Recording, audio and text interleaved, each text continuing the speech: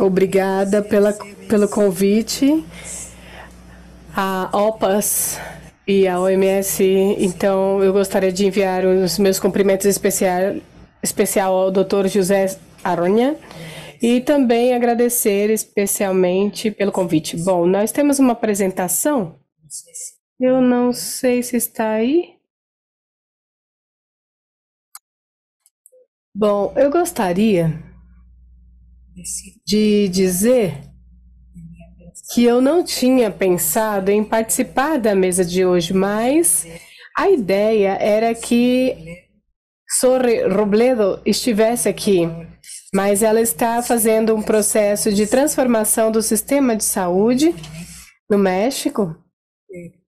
Mas eu vou, na verdade, utilizar uma apresentação que não está feita diretamente para isso, mas para este momento, não é? Mas nós queremos entregar alguns dados muito importantes para que vocês tenham uma ideia do que está acontecendo no nosso caso, no México.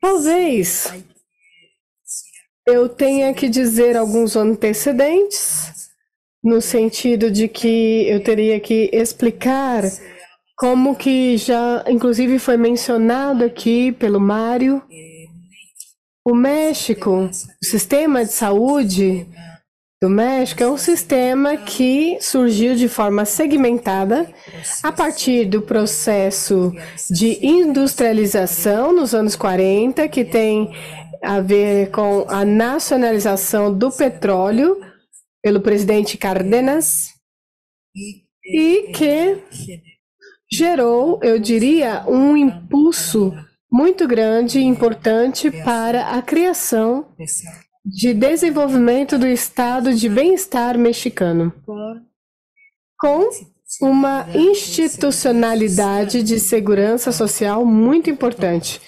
O Instituto Mexicano de Seguridade Social, que trabalha com o setor privado, com os trabalhadores, com os empregados, que é muito importante, porque atende praticamente 50% da população. E outro sistema também de previdência social, que é dos trabalhadores do Estado, como nós também, trabalhadores das universidades e da burocracia pública, que é chamado Instituto de Segurança dos Trabalhadores do Estado, que é menor, bem menor, mas é outro sistema que é também o sistema das Forças Armadas, que é Premex, que é bem pequeno, bem pequenininho, mas atende a basicamente 50% da população. Junto a isso, nós temos historicamente a Secretaria da Saúde, quando tem a formação para o desenvolvimento da população, e que também nós temos aí o desenvolvimento de uma infraestrutura, pessoal de saúde, etc., que tem vínculo com as universidades públicas do México, ainda pública, que ainda não conseguiram ser, eu diria, tocadas nesses últimos 40 anos. Ou seja, com custos mínimos. Mas a partir do anos 60, por aí, foi criada uma instituição que articula um Instituto Mexicano de Segurança ou de Previdência Social, junto com a Secretaria de Saúde, que tinha por intenção cobrir a população sem a parte da Previdência Social, que seria uma das partes mais rurais, e é uma instituição que será muito importante hoje em dia para a reforma de saúde, que tem muitos nomes, se chama IMSS-Complamar, e que houve em cada governo um setor do atendimento rural através de pequenos hospitais, instalações. E hoje tem o nome de IMSS Bem-Estar, e eu quero dizer já de antemão que é este que está, neste momento, fazendo o processo de transformação do sistema de saúde público para a população sem segurança social. E adiante eu vou explicar, mas a primeira, claro, eu tenho aqui um instrumento desconhecido que eu vou tentar usar. Ah, não, não vai.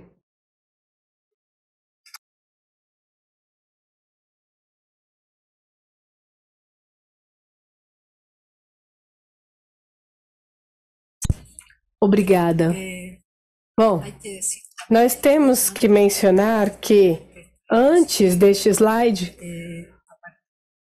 a partir do ano de 82, começaram as primeiras mudanças neoliberais com a transformação da Constituição, que incluiu o direito à proteção, à saúde e a Constituição, que é uma questão que, na realidade, como em outros casos, está, entre aspas, chamada de proteção, serviu para estruturar sistemas que não tinham nada a ver com a proteção, mas que tinha a ver com a liberação de recursos sociais e público para poder movimentá-lo no mercado de saúde. Também foram, na verdade, desenvolvidos processos de longo prazo, não tudo de uma vez, mas que no ano de 2000, aproximadamente, finalizou-se essa descentralização dos elementos que são supostamente da descentralização, mas que passa a falar sobre os fatores desse repasso de recursos, mas que depois foi instalado no marco do Seguro Popular, que é a grande reforma da saúde nos anos 2000, que está inspirada no pluralismo estruturante e que cria um recurso que a administração financeira é colocada para o financiamento da saúde, através de um pacote de atendimento de 270 atendimentos e um seguro catastrófico, sobretudo sobre o que seria refletido em cânceres, sobretudo em crianças.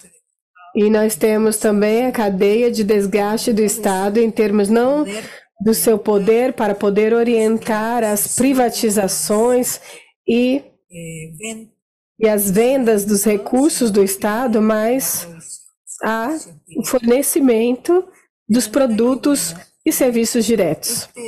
Mas, bom, esse é basicamente o marco onde nós temos a quarta transformação que está no nosso governo atual, que é conservador, que é um governo atual, eu diria que é um lutador social e que reúne a síntese de diferentes movimentos políticos, de organizações e partidos que coincidem em um processo e um projeto que dura, diria, 3 tentativas de governos e que é traduzido no governo chamado Quarta Transformação, para trazer as mudanças que trouxe a Revolução Mexicana. E este seria o quarto momento de transformação do México. O próximo slide, por favor. De forma que nós temos um projeto, e é um projeto geral do governo, que é uma quarta transformação que chamamos Primeiro os Pobres, e que tem a ver com essas partes que colocamos aqui nesse slide, esses quadros, que fala sobre o papel, o reconhecimento do papel do Estado, a separação do público e do privado, de poder deixar de fora os negócios e a função do Estado de austeridade com respeito ao funcionamento do governo e também dos funcionários públicos, que é um debate cotidiano no México. Por quê? Porque o presidente todos os dias insiste que a corte deve diminuir os salários, que os organismos do Estado têm que também diminuir os salários, que não pode mexer com os salários de alguns, e aí nós temos privilégios e corrupção como um grande problema do México. E nós trabalhamos isso em termos de recuperar o que nós chamamos de recuperar o que foi roubado para os pobres.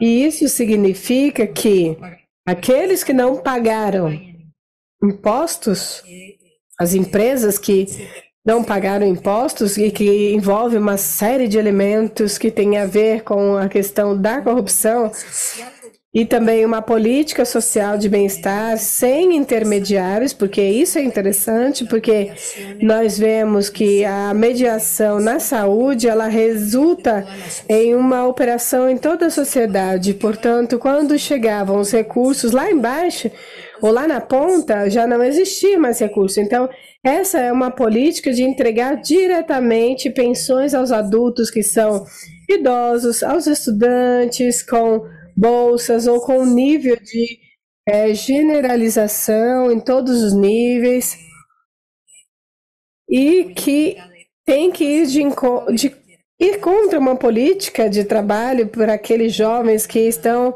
no narcotráfico através de uma política de contratação, de um programa de contratação com um salário determinado para que pudesse posteriormente aprender os trabalhos, uma profissão, ou também possa ser inserido ou que possa futuramente ser contratado. E um programa Semeando Vidas, que se chama, que está não somente envolvido, ou que está só sendo trabalhado no México, mas também em Cuba, na América Central.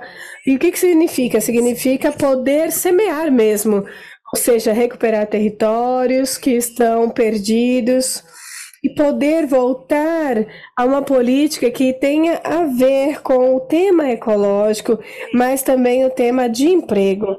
É muito importante, e assim muitas outras para aquelas pessoas que têm determinados tipos de necessidades. Mães, como por exemplo, solteiras e etc. Também a centralização do serviço público, ou seja, todo este processo de descentralização que permitiu a transferência de recursos múltiplos em todo o setor público para os estados e que tinha sido transformado em uma forma de transferência, de roubo, de corrupção, etc., de forma que há uma tendência, um controle muito estrito ou rígido desse governo federal. E, claro, estes programas também de recuperação de impostos para poder eliminar essas deduções, porque era uma vergonha. Ou seja, os mais pobres pagavam os impostos e os mais ricos não tinham essas deduções. Ou seja, eles tinham uma condição de não pagar. Então, voltar esses impostos aos pobres. E, ao mesmo tempo, nós temos aí alguns outros programas onde nós tínhamos governos que muitas vezes tinha empresas de acumular produtos, ou até mesmo outros fatores, como o caso dos nossos indígenas, ou casos de implementação de alguns lares e etc. O diagnóstico que o governo faz quando chega aqui, vocês podem ver de amarelo, são as questões mais importantes para trazer um diagnóstico à saúde. Então, o tema de seguro popular, ou seria que mais à frente é eliminado, ele é eliminado, mas ele tem os seus recursos transferidos ao que nós chamamos e que está para trazer para o Instituto de Saúde e para o bem também, onde nós temos que trazer com que essas instituições sejam as importantes causas desses recursos milionários para poder atender aos programas que são limitados. Então, aqui está limitado o decalces, que se chama, que é o seguro popular, mas também os fundos que são para os tratamentos catastróficos. E serviu, basicamente, durante a pandemia para poder financiar a pandemia de forma muito importante. Também acabar com a descentralização, porque é isso que nós falávamos, que era uma forma de filtração de recursos. Então, nós temos aqui dados que não somente os recursos eram desviados através de notas fiscais falsas para justificar o uso desses recursos que eram descentralizados na saúde, mas também não eram pagas as seguranças sociais dos trabalhadores ou a previdência deles. Portanto, alguns estavam sob isso, mas alguns tinham aí dívidas milionárias e etc. Mas também nós temos os temas dos medicamentos, que é um negócio que era controlado por 10 empresas e uma só delas, que é essa que está aqui abaixo, que é a família Pérez, que representou 1/3 das compras do conjunto do setor de saúde, quer dizer, umas cifras milionárias. E que também mudou o modelo hoje em dia, então nós não temos aí intermediações, então são realizadas algumas compras, alguns fornecedores internacionais, então são feitas compras com eles e em termos de pessoal, nós temos um déficit muito grande, que é um programa para a instalação do modelo atual de saúde. Bom, o projeto de saúde basicamente tem a ver com garantir o que a Constituição diz, que é de garantir o direito à saúde, e este é o objetivo, o que nós temos aqui no último quadro, aqui abaixo, nós temos que garantir o atendimento médico e gratuito para essa população, sem previdência social, sem segurança social. E os mesmos valores, nós podemos dizer assim, que o governo federal está utilizando, está sendo aplicado na saúde no termo da reitoria do Estado, em termo também da separação da política com a economia, do fortalecimento das instituições públicas e segurança social que estava dentro de um Estado deplorável, e além disso, cheio de negócios com a Previdência Social, que tem transferências ou até mesmo concessões ou hospitais contratados por 30 anos com o privado e etc. Ou seja, nós temos aí também o sistema penitenciário, porque eu vou falar de forma geral, como também as estradas, todo o setor público, nós chamamos isso do que seria APPs, ou seja, associações público-privadas, em português, parcerias público-privadas, e a federalização, que é a política atual, ou seja, depois da descentralização, uma vez mais, nós conseguimos ter a concentração da federação e a administração dessas capacidades dos estados, e já eu vou falar isso como seria, e o atendimento ou atenção primária da saúde integral, que tem aqui. E eu tenho que, inclusive, cumprimentar a Cristina Sadorel, que trabalhou nesse primeiro ano para a formulação dessa proposta. E, claro, no primeiro ano, o Seguro Popular é eliminado. Nós sabemos também, já foi comentado, que é um passo muito importante, porque a política ela não é dessegmentada, ou ela não é somente de universalizar ou outorgar serviços médicos gratuitos e medicamentos. Mas aqui o que temos mais é o fortalecimento de todas as instituições, e algumas questões chaves, por exemplo, são eliminadas, por exemplo, o seguro privado, que era contratado pelo Estado mexicano para poder os seus trabalhadores, ou até mesmo das universidades, que eles desincentivaram o uso da segurança social. E isso é eliminado, ou seja, uma ação que foi feita no primeiro ano que foi muito importante, porque isso, imaginem vocês como foi criado isso no privado e que houve uma crítica profunda, porque estava como que prejudicando o setor. E o setor privado. E você, se você quer que o setor privado haja com o setor privado, ok, mas não com fundos públicos. Então, os laboratórios têm compras diretas, sem intermediários e etc. Bom, a Covid, eu não vou falar muito, mas suponhamos, em toda a parte, nós sabemos que há uma reorientação e uma detenção dessa transformação do sistema de saúde. E depois, no ano de 2022, nós retomamos, ou seja, depois da pandemia, como falamos, que todos estiveram presos aí, nós temos então uma transformação que é realizada por meio de processos de federalização, ou seja, de determinar com essa descentralização e passou-se a pensar no organismo que trata de uma substituição do seguro popular. E aí nós temos um pequeno mecanismo que é criado, que nós chamamos o 60, que tem muitos nomes, mas atualmente nós voltamos, por quê? Porque é aquele que tem a capacidade de poder estar em áreas rurais, ou até mesmo pobres, ou pobres urbanas, mas onde é estabelecido convênios com os estados que queiram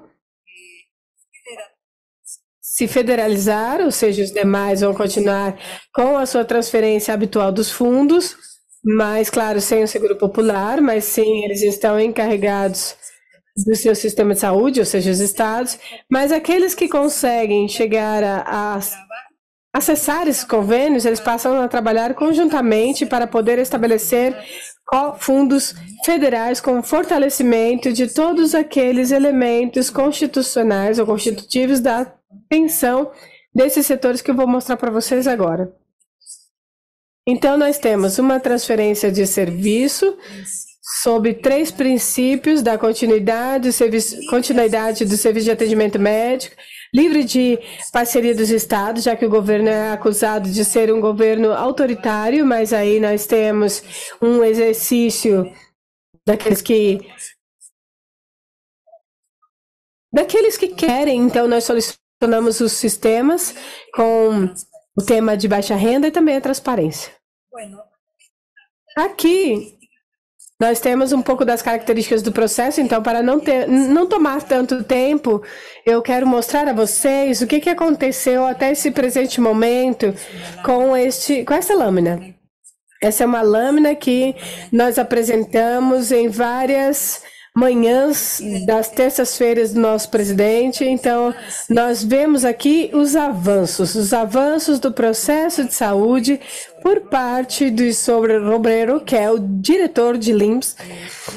E o que nós temos aqui? Até o presente momento, nós temos 7 estados aproximadamente, e nós teríamos aí um total de 16 que estariam dentro desse convênio, integrantes desse convênio. E eu vou mostrar para vocês o caso de um desses estados. E o que é feito? O que é feito? Então, é feito o quê?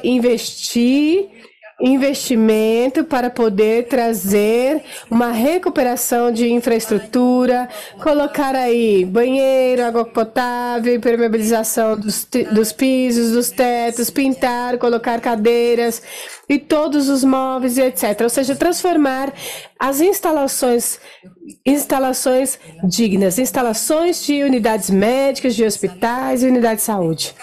Neste caso, por exemplo, nós estamos falando de um estado muito pequeno que está no Pacífico. E nós temos aí 3 hospitais e, basicamente, muitas unidades de saúde e que elas hoje estão totalmente irreconhecíveis do que elas eram antes e como estão agora. Agora são instalações dignas. Nós temos aí a posição da sala de cirurgias, de ex-cirurgia, área de hospitalização, as salas de urgência, a sala de espera, instalação dos laboratórios, as unidades também de todas as áreas de consulta externa. Ou seja, colocar em funcionamento todo um equipamento que estava abandonado. E, além disso, com a função de um antigo sistema com as instalações dos estados, ou seja, as instalações públicas. Então, assim funciona. E, além disso, do IMES, nós temos o princípio de começar a integrar no lugar de poder continuar como era antes.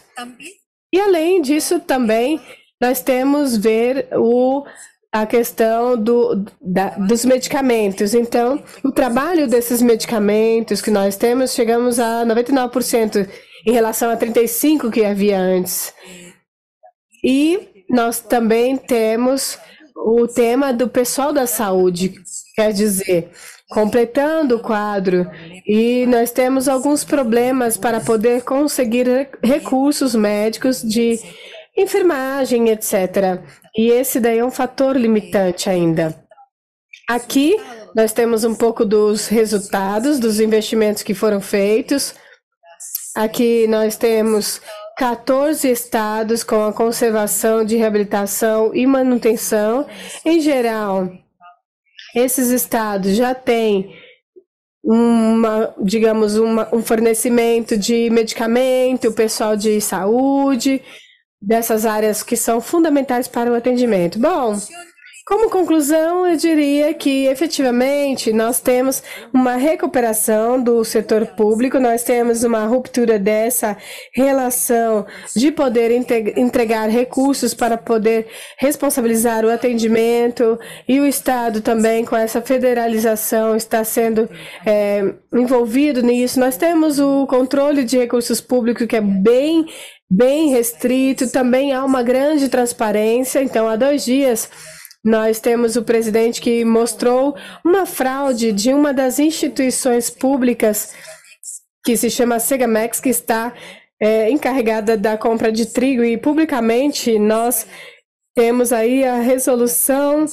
dessa empresa, desse fator com essa empresa. E, no entanto, depois nós temos o avanço concreto do sistema universal e gratuito, e nós temos uma nova forma de articulação do setor público, de seguridade social e das Forças Armadas, em termos de saúde, que também é muito interessante e que foi uma experiência aprendida na pandemia.